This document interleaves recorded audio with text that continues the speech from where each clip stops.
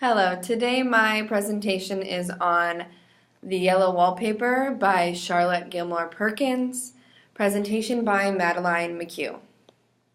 To start off, I would like to do a short biography on the author. So, Charlotte Perkins Gilmore suffered depression as well as fatigue for several years. This caused her inability to write for a period of 3 months, which then led her to feel like she was going crazy. As soon as she felt better, she continued writing The Yellow Wallpaper, as she had taken several months off at this point. And The Yellow Wallpaper is actually an exaggerated version of her own experience. Charlotte Gilmore Perkins also had several other publications besides The Yellow Wallpaper. Several works from different areas such as nonfiction, poetry, and fiction. And I would just like to now take a little bit of time to go over a lot of her works because she has many and I think they are very important to touch on. As far as nonfiction, she had Woman in Economics, which is a study of economic relation between men and women as a factor in social evolution. She had Concerning Children, The Home, Its Work and Influence, Human Work, The Man-Made World, Our Brain and What All Is in Them, Humanness, Social Ethics, The Dress of Women, Growth and Combat, His Religion and Hers, The Living of Charlotte Perkins Gilmore, an autobiography. And fiction, we of course have The Yellow Wallpaper, What Diantha Did, Moving the Mountain, The Crux, New York, Benaya Machiavellia, Herland with Her in Our Land, and Unpunished. And she had a work in poetry in This Our World, and as well as she had some suffrage songs and verses. So as you can see, she's a very well-written author, and she has written so many great works that have been used in many different ways. Now I would like to move on to the summary of the plot. So this story starts with the main character who was confined in an upstairs room in a rented colonial mansion over the summer. A very bourgeoisie, the main character is, and the husband and the sister that lives in there as well. The narrator experiences mental instability as she obsesses over the yellow wallpaper that is covering the walls.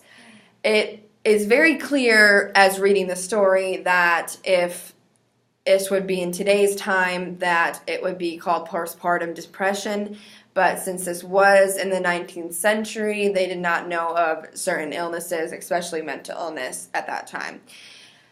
Going on, she seems convinced that there's a woman trapped behind it. The protagonist attempts to free her, which then results in the freedom herself. Now I'll begin my analysis. Throughout the story, the narrator's name is never mentioned by any of the characters. This may represent that she feels like she has no identity, being married to a man who doesn't understand her condition. To quote from the story, "I've got out at last, said I. In spite of you and Jenny, you can't put me back." And that was from page 347. In the end, the woman entrapped behind the yellow wallpaper ultimately was the narrator. In the book, you're not quite sure if it was the narrator or if there actually was a woman behind the wallpaper, but through analyzing this story, I have come to the conclusion that because of this mental illness and because of this delirium that she was under pressure from, it is very evident that she is the woman behind the wallpaper and she is screaming to get out, as that is what mental illness does and postpartum depression as well. I think in this quote, the audience can now understand that the main character is free from entrapment and is never going back. This represents that she would rather live the life of freedom than live in the background shadow of her husband. All throughout the story, it is very clear that the husband places this huge weight on her. She is always set aside in a different room, and it is very evident that he doesn't understand her condition, and he is very forceful in a way that he needs her to get better. He wants her to get better. He has all these things she needs to do, and she is just kind of stuck in her mental illness to a point where I think her husband has not helped at all, which is very ironic because he happens to be a physician in this story. So, to go on, I would like to say that she has been othered in many ways by her husband, like I had just said, which causes her to feel like an outcast as they put her, as I recently said, in a completely other room. The fact of othering in this story plays a very huge role, and it is very evident that through the othering, she's not getting better, that her illness has not gotten any better. She has more and more mental instability, it feels like. And by using the critical race theory through this analysis, I am examining each part of her. Part that she is a bourgeoisie, the part that she was white, the part that she is a woman.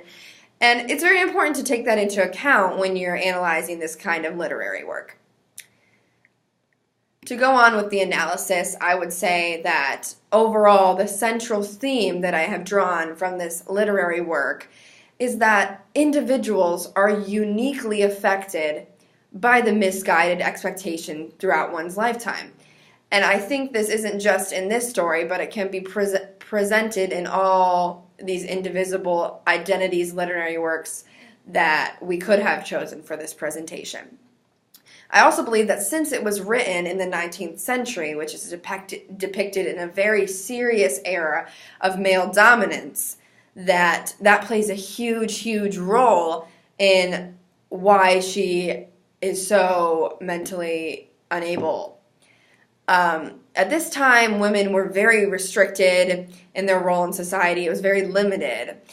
In this story, the narrator creates a second self in order to satisfy her emptiness and try to regain control of her life, rather than choosing to follow other women's daily lives and routines.